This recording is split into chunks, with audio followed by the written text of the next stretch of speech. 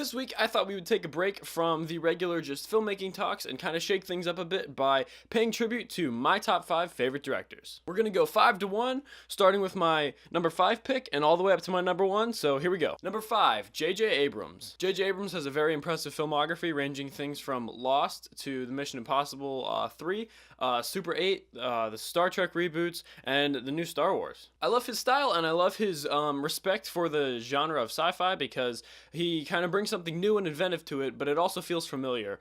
So I think it's a great way. It's a good blend of like the old and the new with every sci-fi thing that he's done, and he really understands action, and fluid camera movement is another thing that I've noticed that he understands really well. He always uses a good low swooping shot that always looks really good, pulling in on your hero or your protagonist or what have you, and I think he always does a really good job with setting up these worlds that we are gonna get involved in with, the next 2 hours of our lives. If I could choose a way that I would get to directing feature films, it would be the same way that he did, starting in TV and eventually working my way up to direct some feature films in the future. But if I could choose, I would love to, start in TV, go to movies, and then maybe come back to TV and, be able to go back and forth and have the freedom to direct TV episodes, TV series, a season or whatever, and then also go back and direct feature films. That would be my end goal. And it's really inspiring to see that people can still do that now and go to these big blockbusters, but also stay in TV as well. He's inspired the path that I want to take as far as like getting to directing feature films, and he's reinvigorated my love for the genre of sci-fi, so he's great. Number 4 is the Coen Brothers. Are these two people? Yes, technically, but they work as a directing team, directing team, so I figured I could just consider them one spot on the top 5. They write and direct everything together, and they also have an impressive filmography. Things from Fargo, Big Lebowski, No Country for Old Men, Raising Arizona, the list goes on. Even though I personally don't enjoy writing, I love their writing-directing style together and how they kind of convey comedic moments even in a dark movie like Fargo. The way that they infuse drama and comedy to get a dark comedy feel always impresses me, and it always makes me think outside the box of comedy. And all their wacky films have always pushed me to think a little bit outside the box as far as what you can pull off in comedic timing and mixing it with other genres. It's always refreshing when a film of theirs comes out because it's always original and fresh. They've inspired my thinking about mixing two genres such as drama and comedy, and they've also inspired my thinking about being able to get original studio films made in a time where we basically just have reboots and sequels and things like that all the time. Number 3 is Denis Villeneuve. Odds are you probably haven't heard of him, but you've probably heard of his films, things like Prisoners, Sicario, and Enemy.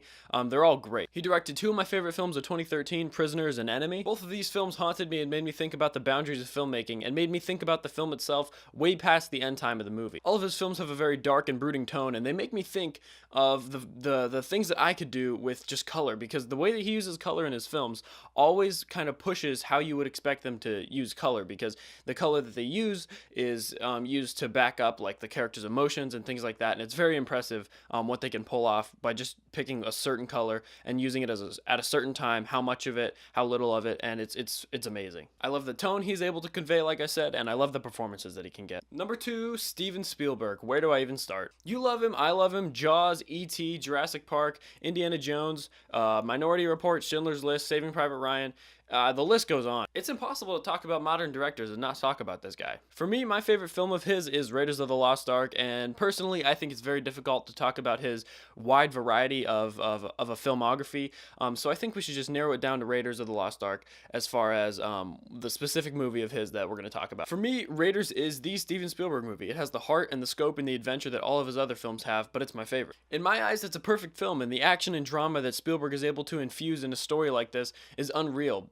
Caring for a character like Indiana Jones is you have to care about him in all these action scenes, otherwise they're not going to mean anything. And you actually have an action character who is not always going to be on top in these fights. You see him getting beaten down, you see him not winning, you see him struggling to keep up with whoever he's fighting, and that was you have to have that you have to have the kind of balance in an action scene. If you have a hero like John McClane in the later Die Hard movies who is basically indestructible, then you're not going to care anymore. All of Spielberg's films have this massive scope that I admire to the highest degree, and it's just amazing the things that he can pull off behind the camera. The fun and adventure in his movies is something that will never be beaten, and he is fantastic. Number 1, David Fincher. Now, David Fincher is my favorite director of all time, and he also directed my favorite film of all time, Seven. Seven came out in 1995 with Brad Pitt and Morgan Freeman, and it came out in a time where basically it shouldn't have come out. There were all kinds of studio issues and things trying to dumb down the amazing ending that we got.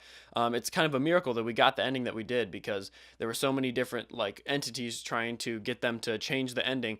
But the ending that we have is one of the best of all time, one of the best twists of all time, and it's my favorite film of all time. Seven is dark, terrifying, and extremely intelligently directed. I could make an entire video based on Seven alone, but aside from that masterpiece, we have things like The Girl with the Dragon Tattoo, Social Network, Zodiac, The Game, Fight Club, Gone Girl, all these amazing, amazing films that he's made. Aside from Seven, he knows dark and just super messed up, and I mean, that's what I want him to keep doing. If he knows it and he's destroying that, if he's doing so good, there's no reason for him to stop doing it. He makes you feel like you're in the middle of this terrible situation and this chaos, and that's what I love. The absolute like grit and grime of his films is extremely impressive, and being able to transport someone to a world like that for just 2 hours even is impressive. And that's what filmmaking is really all about, is being able to put someone in a different situation than they're actually in, being able to take them somewhere else for 2 hours. And I think David Fincher does that extremely well. Another thing that he does that's extremely astounding is his color palette. He chooses things like blues, greens, and yellows,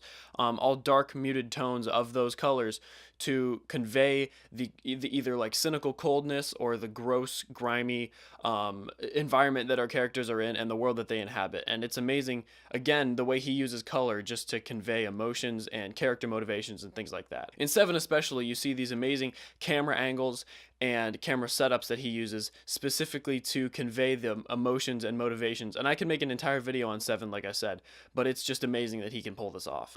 He can convey a character dynamic and relationship in just one camera angle. If you watch the film with no sound and just pay attention to the camera angles, it's amazing the kinds of things that he does. Just being able to shape the audience's mind around the story and being able to warp the audience's perspective into what he wants.